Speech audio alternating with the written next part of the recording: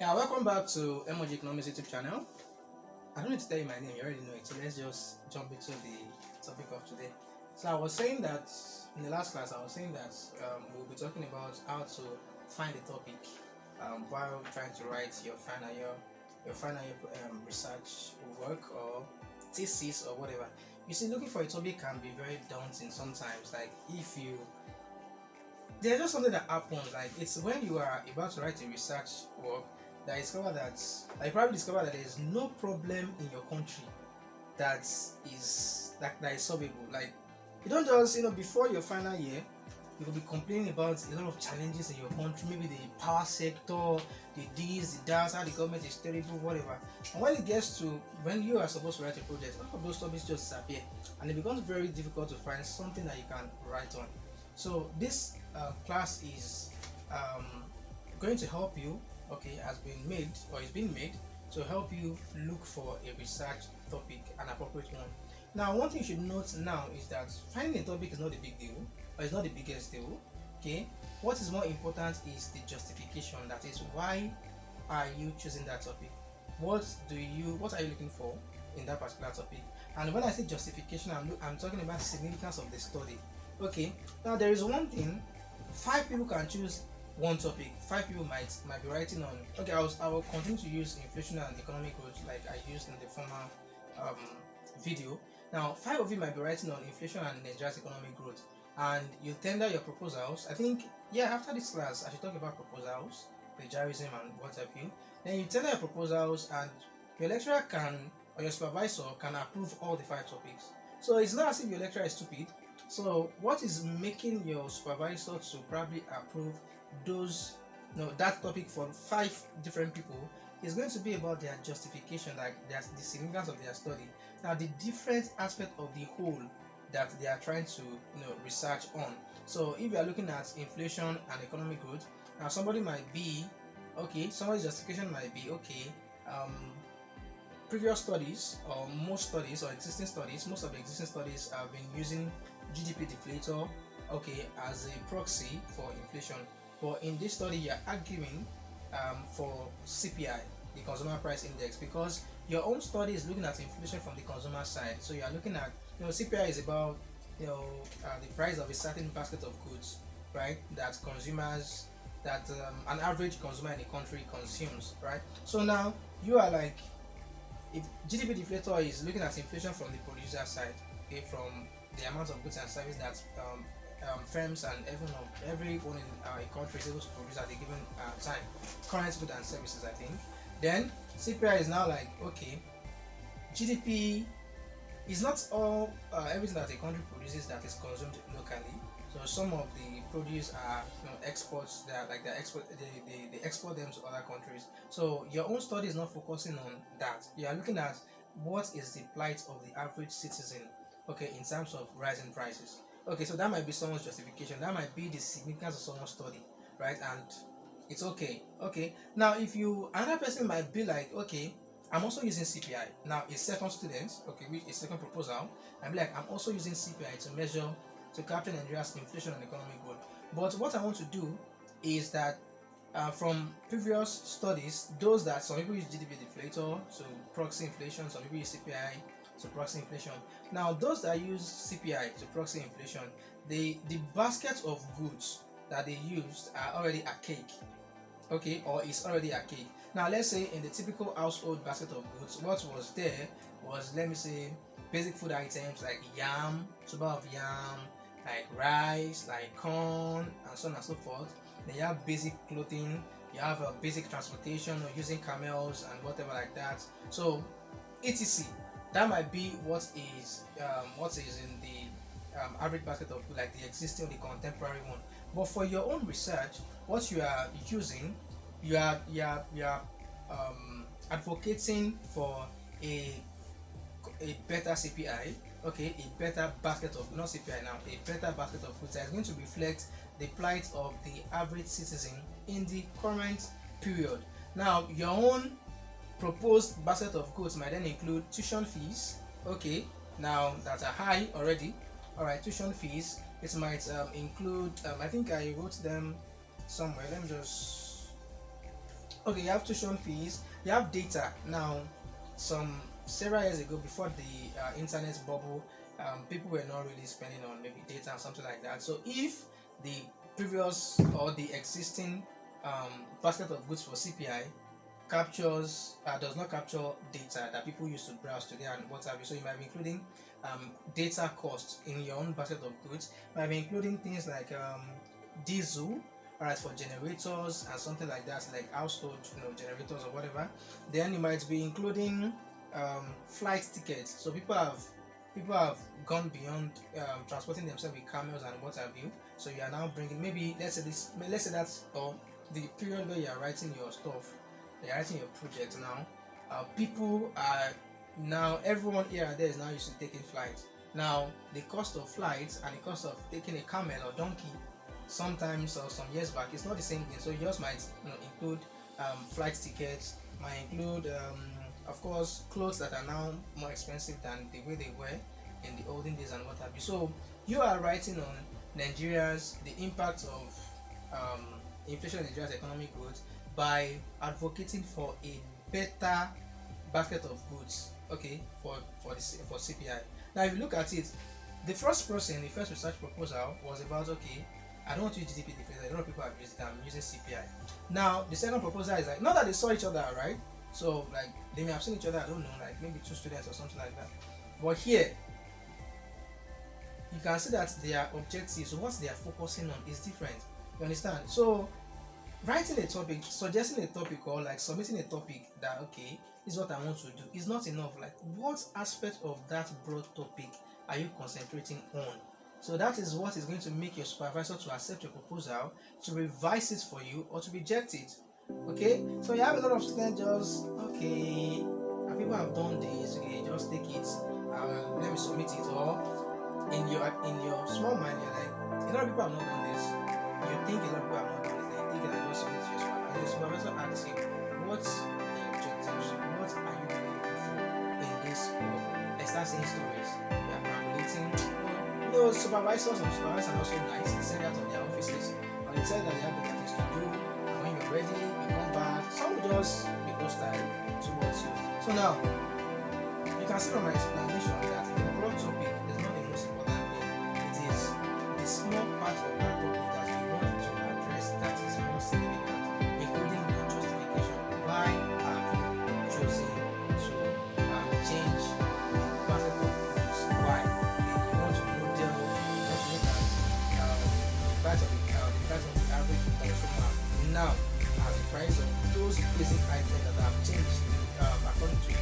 Now, for that kind of project, it's when you are advanced in understanding, or you should be able to like alter the price of the goods that you want to use.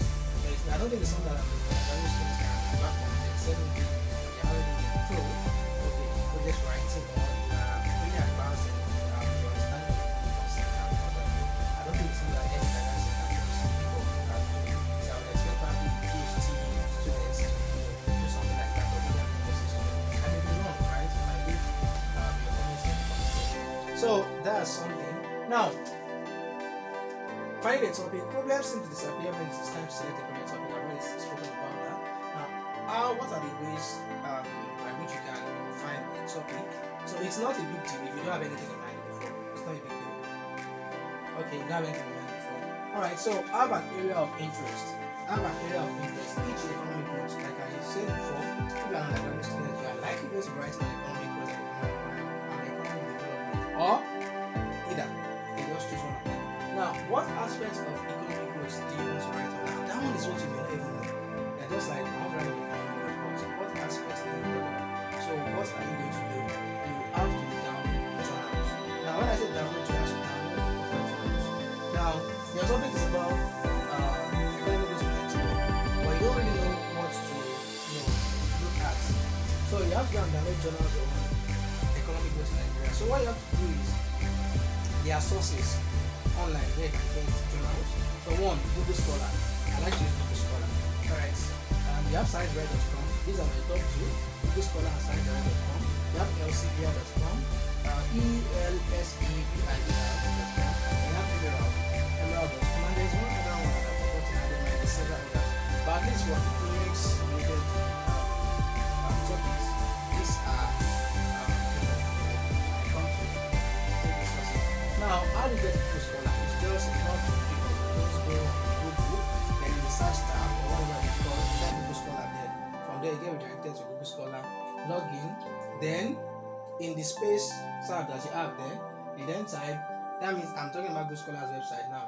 You then type economic growth, Nigeria's economic growth, or economic growth of Nigeria, or any how you want to put it. So immediately you put that inside the search box and you click on search, you are going to be exposed to a lot of journals, right? Quite a number of journals on the topic. Now, they'll be covering these different aspects. You might be seeing maybe risk, business risks, economic growth in Nigeria. I don't know if there's something like that. It just came to my mind. You might be seeing inflation and economic growth in Nigeria. You might be seeing poverty and economic growth in Nigeria. By different people like that. So you look at these journals and then you download them. The same thing with Science Direct. So what you just have to do is go on Google, then type www.sciencedirect.com. So there, I think sciencedirect.com has more journals than Google Scholar. I may be wrong, I may be right? But from what I've observed, like the first page, you can configure it to display 50 journals or 100 journals at once on the first page. So you're going to be seeing journals on economic growth. Let's say you're looking for economic growth, then you might be seeing journals on economic development, economic growth, economic development, some economic growth in Nigeria, some maybe economic growth in Ghana, economic growth in ECOWAS countries, economic growth in Sierra Leone, in South Africa. Since you are concerned about Nigeria, so you download those ones that are about Nigeria. So LCB and Emerald, okay, you can do the same thing there as well. Now, if you are looking for recent journals, so what you have to do is economic growth in Nigeria 2022. This is 2022. I don't know what year you are going to be seeing this video. I don't know, but let's say 2029, whatever. So if you want journals, you'll be surprised. This is July. Yeah, this is July 2022. You'll be surprised that hundreds of journals may have been written on economic growth in this July.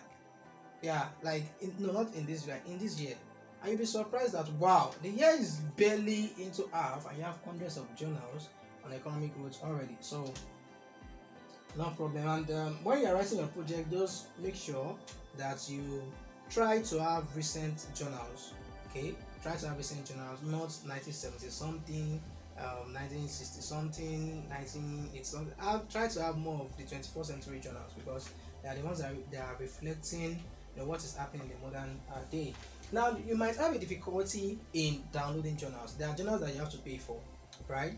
Now, I can't blame people that are uploading these journals because a lot go into it. You have lecturers even paying for their journals to be accepted or something like that.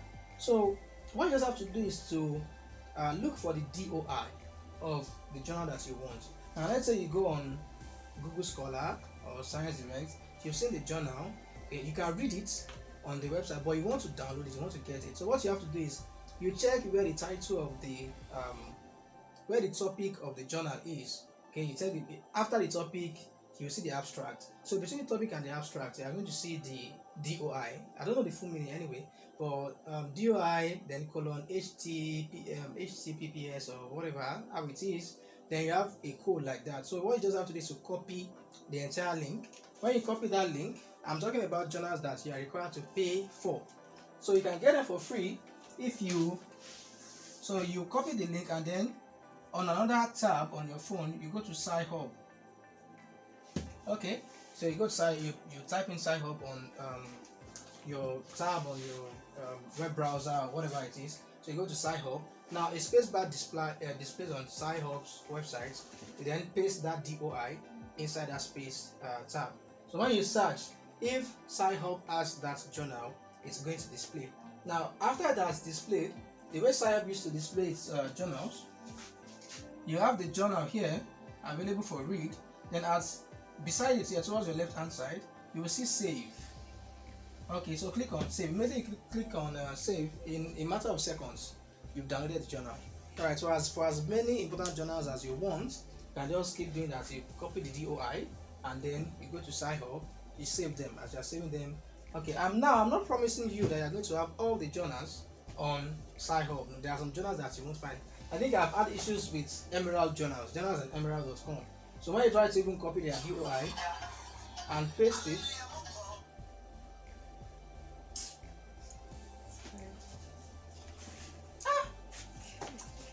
God say you silence something to stone your head. I'm sorry. Bushman. So when you then when I copied some of the DOIs of journals on emerald.com and I put into Sci-Hub, I couldn't really get them. So journals like that, well, you let them be and you keep searching for other journals that might as well be important to your research. But I for one don't really believe there is this special journal that you must include in your work, except maybe your supervisor is particularly interested in that journal, because whatever it is that someone does now, there is a high chance that someone in another country, somewhere else, maybe another time or so, has done something quite related to that. Okay, so in one way or the other, you will keep getting journals. It might pain you that you couldn't get that journal, but you get another journal. Alright, so I've been talking about journal. I think I described it a little in the last class. So journal is a document, like it's a research document, okay, where researchers, lecturers, whatever, they research about a topic, right? And then whatever it is, the process, and their findings and everything is then included in the document. So that document is what you call a journal. It's not a big deal. So a lot of journals are just 6 pages, right? And there is a format for writing them. And I think I've seen a 24-page journal, so including the reference. So they are not that broad in number of pages. Okay, so that but their fonts may be very tiny. All right. And then when you see a journal, you have the topic, right? You can see the journal. What do you call it now? The organization responsible for publishing the journal, for making it available. You can start it on the volume and the issue of the journal. Then you see the title of the journal. I mean the topic that has been discussed in that journal. Then beneath it, you see the number of writers or the researchers that contributed to writing of the journal. After that, you see the abstract. So from the abstract, introduction, theory, methodology, method, empirical findings, conclusion, and policy recommendations, something like that. So journal, something like that. Okay, so you download journals. As I think economic growth is a topic that can be said to have been overflogged. So you might want to download like maybe between 15 to 20 journals. Alright, so you then look at what they are talking about. Okay, economic growth and inflation. Then you look at other related journals on economic growth and inflation. Okay, if you are interested, if you after reading you feel that there's something I can add to this study, so you might decide to take on economic growth and inflation. Now I was making an example the other time that you went through other studies on economic growth and inflation and figured that they've been using GDP deflator. So you could write on the topic and use CPI. Then tell us why you use CPI. Alright. So, and maybe you looked at developmental journals. I think we have those ones here. And okay, I already explained journals, abstract title, objectives. Okay. Okay, let me come here. Now, in your journal, I spoke about abstract. So when you are looking at journals, what you really have to consider, okay, in looking at what they discuss is the abstract. Now, the abstract is a summary of the entire thing in the journal. So the abstract might just be like a 10-line something of the entire journal. So that abstract will contain you have title before. Sorry, don't mind. But title might be there again. I have title. Then you're likely going to have the objectives or the aims of the research. Why the researchers why the researchers decided to work on that particular topic. Then the theory that they used might be in the abstract. Their method, what estimation technique did they use? Okay, it's going to be there. Then their findings, so they are going to it's a summary. Abstract is a summary, so they summarize their findings. So after going through the abstract and you see that there's something that interests you, maybe the theory. Alright, you then go into the document, just scroll down to where the theory is and read whatever is under the theory. So if it's something that appeals to you, you might start to work from there. Then let's say you're interested in the findings. Alright, and just look at it. Okay, scroll down. The findings is going to be like towards the last part of the journal. Findings, conclusions, policy recommendation, around that section. If a journal has 6 pages, you're likely going to find findings on the 5th page. Okay, so you look at it, you go to find out, go and read all the broadened how do I put it now? This one was summarized. The abstract the findings in the abstract was summarized, but here it's not summarized. Like, it's well explained, so you will see everything, and if there's something that interests you from there, you pick it. So each like that. So if it is theory that you are that is appealing to you, methodology or findings. So that's how to. I'm already teaching you how to even review a journal. Alright, so your literature review, that's chapter 3, I think. So when you want to review a literature and somebody says go and download 40 journals, now it's not like oh my god, you now start to read the journal from the beginning to the end. No, that's not it. Go and check the abstract. That's how to know if this journal is what you are interested in. So when you've read the abstract and you're like, this is not really what I want, so you discard that journal. There's no point in trying to go and read it again. Okay. Yeah. So that's about that. Now, finding a topic is really about filling gaps in existing literature. So, and justifying those gaps that you say you want to fill. Now, how can you fill gaps? Okay, what are the things that can help you in picking a topic? Number one, you can fill gaps in literature in terms of variables. I believe you understand. You are likely in your final year or close to being in your final year, so by now variables shouldn't be a big deal to you. So here, example A or case A, you are trying to like check the impact of inflation on economic growth. That's why economic growth is a function of inflation. Okay, and from the existing journals that you've been seeing, you discover that they were using GDP deflator to capture inflation, right? So your own might be, okay, I'm not using GDP deflator, I want to use CPI, and that makes your own research unique in its own way. Now, another way is economic growth is usually modeled using GDP value. Okay, using GDP value. All right. Your own might be, okay, I don't want to use GDP value, I want to use GDP per capita. Okay, you might even change the whole thing. So let's say existing journals, most of them use GDP here, and then they use GDP deflator here. So maybe you might just say, okay, I want to use GDP per capita here, and I want to use CPI in this place. So you've changed it from what other people used, but you have to tell why. You have to justify why you have done that. So once you are able to justify successfully, then the topic is approved, and boom, and good to go. Now, case B, you have trade as a function of inflation. So here you are looking at the impact of inflation on Nigeria's economic trade. Sorry, the impact of inflation on Nigeria's trade. Now, when I say trade is already kind of meaning foreign trade, right? So trade is kind of divided into three. You have exports, you have imports, and you have net exports. All right. So I was saying that in the last class, a project is one of the purpose of writing a project is to ascertain how well you've understood your field. So you shouldn't find it difficult to understand that trade is divided into like three. You can divide into three parts: imports, export, and net export. So when you went through a lot of journals, like 15 to 20 of them, you figured that on impact of inflation on trade, right? You realize that for trade, what people were really using was imports, or let's say exports. So they were like, now here trade is a function of inflation, but it's what people eventually used to model trade was exports. So they made exports a function of inflation, which then was maybe exports a function of GDP deflator, and what have you, GDP deflator. Now you can then say, all right, most of the projects I've seen, or most of the journals I've seen, they use exports to model trade, but I want to do something. I'll use exports and imports.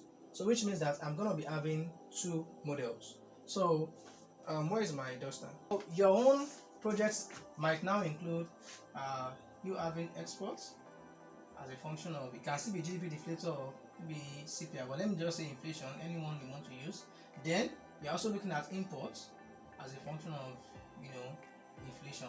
So your project is already different from what you read in a lot of journals, because most of them, they either focus on exports or imports as proxies for economic. When I say proxies, like near variables for economic growth. Alright, but you are now looking at the two of them together. So your justification might just be other studies or previous studies, most of other studies. Now you have to reference. So most of other studies like okay, Olu 2019, Ajayi 2014, Ario 2010.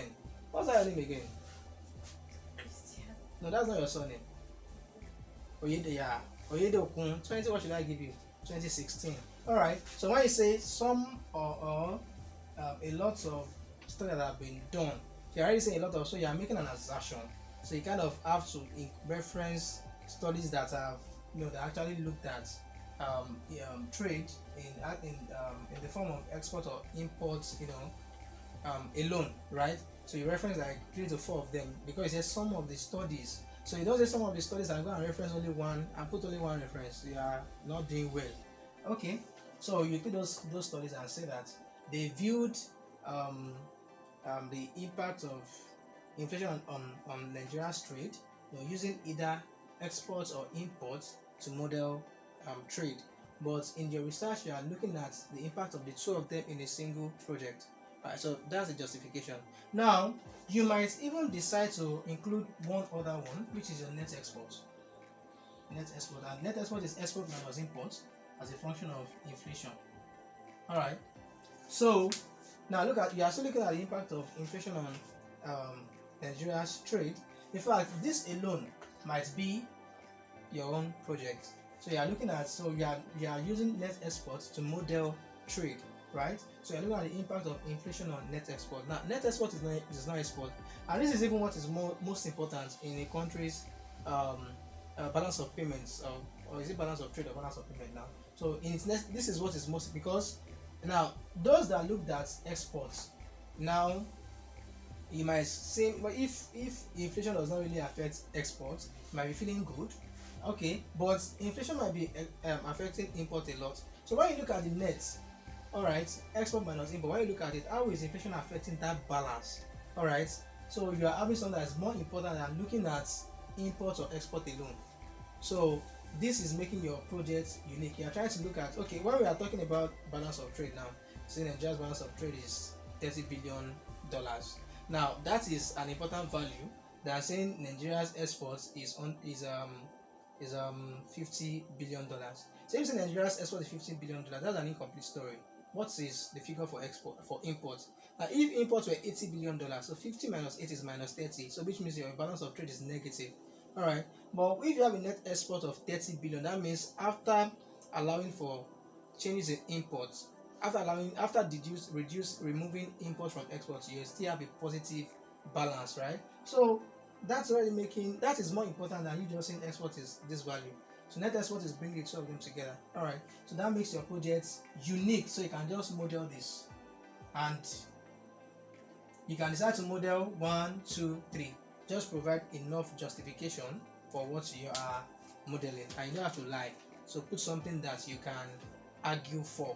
All right, put something that's, so that's just that about that. Now the third is about economic development and government spending. So economic development, what can you use to model it? We have quite a number of. Let's talk about economic development and government spending. Now let's talk about this in another video. All right. So thank you very much for watching this video. We are going to continue this class in a subsequent video.